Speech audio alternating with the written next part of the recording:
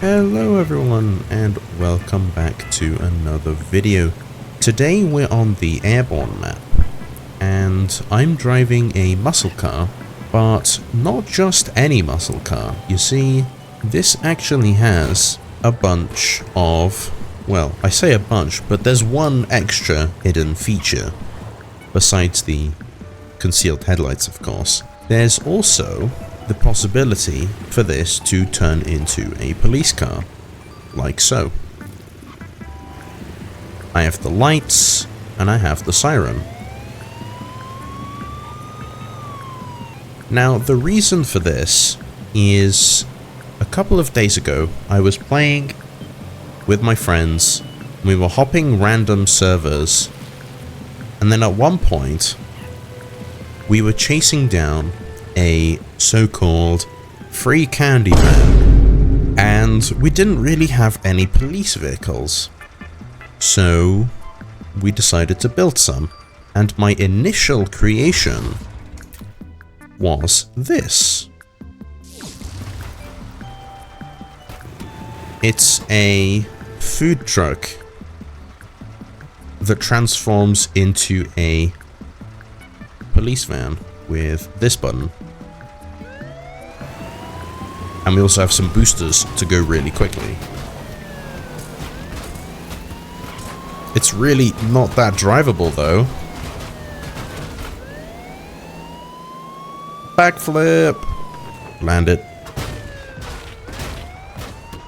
Sticks to land it. Anyway, so basically, I didn't really like how this handled.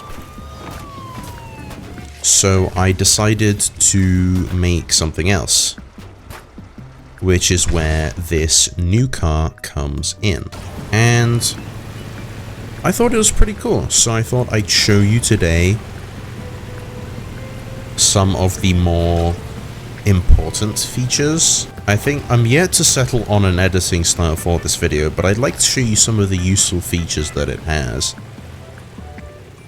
like the concealed lights and how you can copy those, and also the police lights that I made. I don't know if they're desirable, I don't know if they're correct, but I think they're pretty cool. And of course, everything's compatible with each other. The build mode for this is kind of cursed, because of course it is. And we're running hinge suspension because it's compact and it's good enough in most cases. And if you want to be more of a vehicle that can take jumps, you can also do that by just upping the strength. And in case you're wondering, yes, this is loosely based off of the Dodge Charger. It's not Exo's Charger, but I think it still looks pretty cool. The first thing, without a doubt, is definitely the police lights, which is actually rather simple. So this is how I made it anyways. I have my hue light panel, I have two gates for the alternating colors, and I have an activation key. For me, it was Q, and then that goes in here, and then both of these go into this one. And now here is where the magic happens. In the hue light panel, we're going to set the duration to 0.05 and pulse to 0.05. And then in here, we're going to have it alternate between each other. One of them is going to be on full strength and the other is going to be on 0.65 strength to give us the blue. Now if I don't have a seat. If I turn this on, you'll be able to see it flashes red and it flashes blue.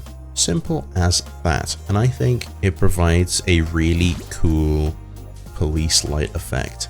And I also made it so it is compatible with the concealed headlights, which I thought is also really cool. And then I think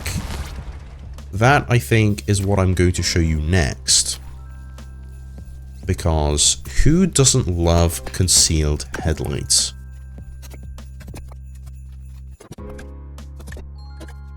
Now, the way I did it requires there to be a little bit of space to conceal the blocks inside of, but that shouldn't be too much of an issue for most of you, considering you're such good players of the game as well. So this is what we've got going. It looks kind of the same as what we had before. I'm going to connect the base plate to the main structure with that. That'll do it. And then what we're going to do is put some pistons right here. Now you can put them this way up, or you can put them this way up. I'm going to put them this way up, just so that there's a little bit more of a connection point that we can utilize. And then we can just put a shield underneath here to connect everything together. Now, for the next step, I just used some wedges to connect everything nicely, because they have really good connection points for this. And then I just put on the hue light panels. They don't have to be hue light panels. If you just want it to be a regular car, then you can also do that.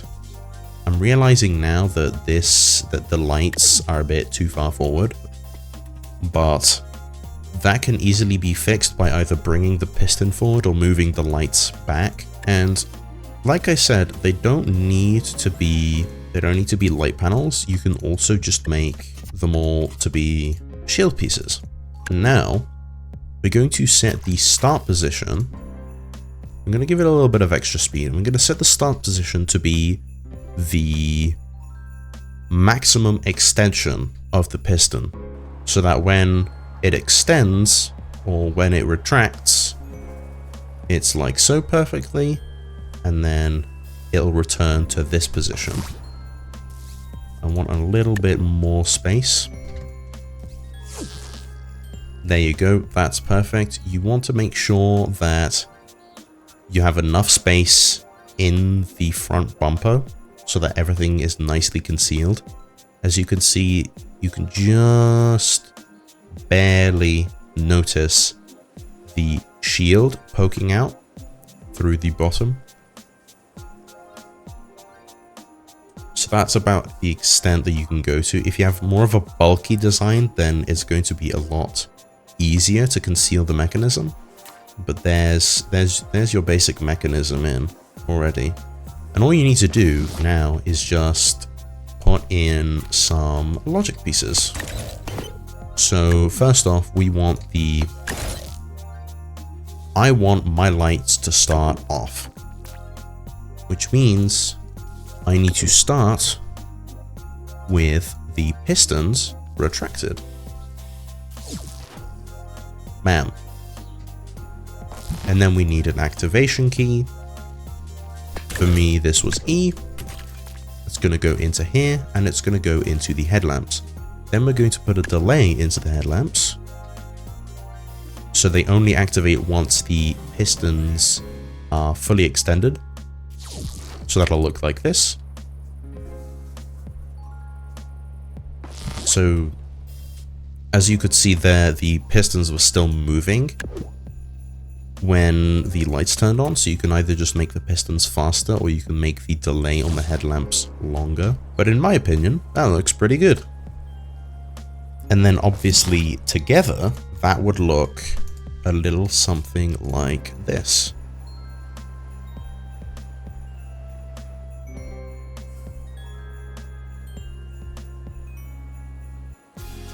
I made the lighting scheme for the police lights a little bit more conventional to what you would see on an actual police car, where the blue and the red always stays in one place and doesn't alternate with each other, which I think looks a lot better, so I'll probably add that to my car. But there you go. And if you add to that by adding a siren,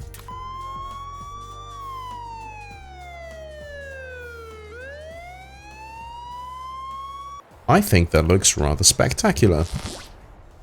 So, you know, coolness, I guess.